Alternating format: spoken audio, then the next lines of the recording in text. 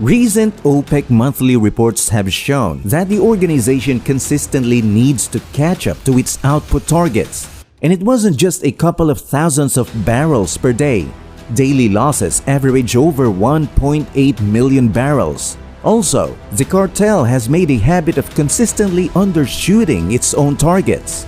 Meanwhile, the United States needs to replenish its oil stockpile for emergencies. It has released over 200 million barrels from it this year to combat rising gasoline prices. But American drillers are not in a hurry to increase output. In fact, increasing output is no longer a key priority for these businesses. This goes to show that the cheap oil might not return anytime soon, and experts say that gas prices will never be the same after this global gas crisis. Hey everyone, before we talk about this, don't forget to hit the like button and subscribe to Tech Revolution. So if you're ready, then let's begin.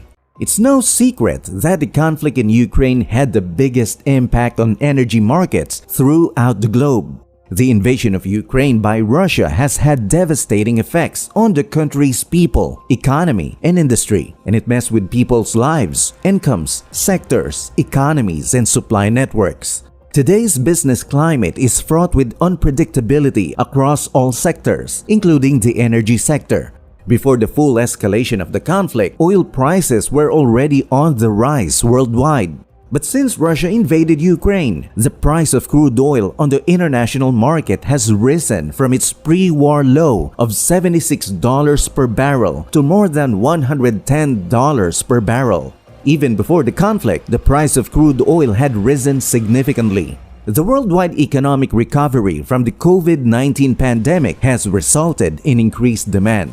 There is also the issue of sanctions on Russia, which many people believe will hurt the country's ability to produce oil. But there has been no noticeable impact on oil shipments from Russia due to the oil sanctions, which take the form of a price cap on marine exports. Although oil prices have recently fallen due to fears of a global economic downturn, investment banks still anticipate a rise in oil prices. These projections are predicted on China's decision to abandon its zero-COVID policy, which is slowly making its way into the trading community. They also likely factor in the reality that oil is still a need. And so, the days of very inexpensive oil may also be numbered. Morgan Stanley said that rising demand and falling supplies will keep oil prices at current levels for the foreseeable future. However, supply might be a far bigger issue.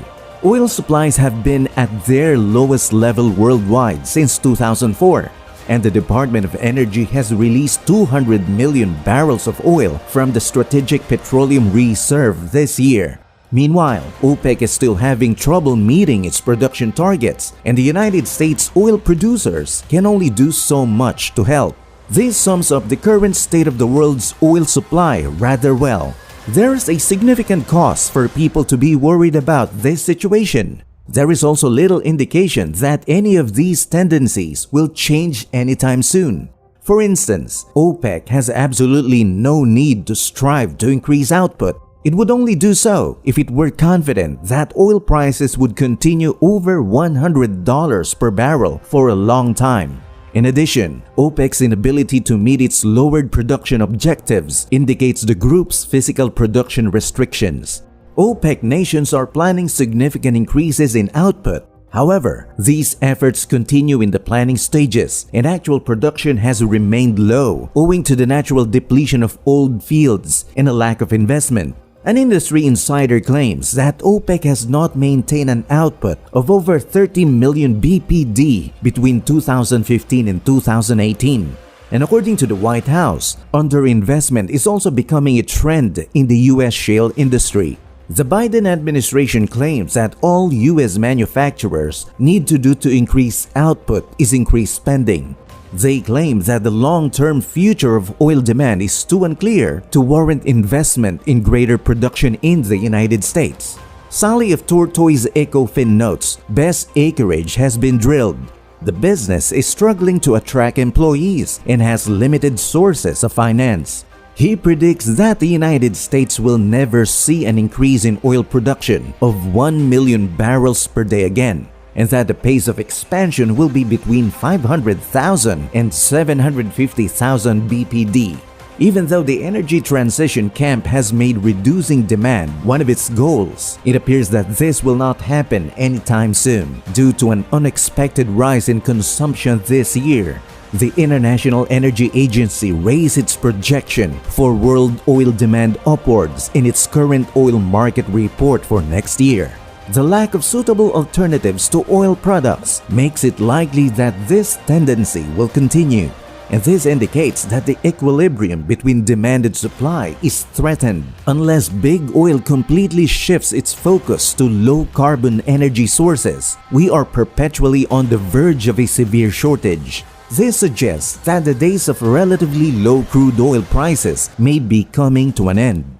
The question now is, can the world cope without cheap oil and gas? The European Union has banned importing any refined oil products from Russia beginning in February 2019. As a result, the United States no longer buys any oil from Russia, and the United Kingdom has committed to ending its reliance on Russian oil by the end of 2022. The goal of the oil price ceiling established by Western partners is to prevent nations from paying more than $60 per barrel for Russian crude oil. Also under attack is Russia's gas industry. In March, EU officials pledged to reduce Russian gas imports by half within 12 months. The United Kingdom only imported a small amount of gas from Russia in the previous year and has since stopped doing so entirely. In 2021, European countries purchased more than half of Russia's crude oil exports. These nations have tried to reduce their dependence on Russian energy this year, and so oil imports from Russia into the UK have dropped significantly over the past year. Spending has been slashed across Europe, though some have continued to rely heavily on it. Statistics from September 2022 have Slovakia and Hungary at the top of that ranking. Now, many European countries have struggled to lessen their dependence on Russian gas shipments. Pipelines have been the primary source of gas imports to the continent, and most of these pipelines are connected to Russia. There also isn't enough capacity in the pipelines, such as the one that goes from Azerbaijan to Turkey.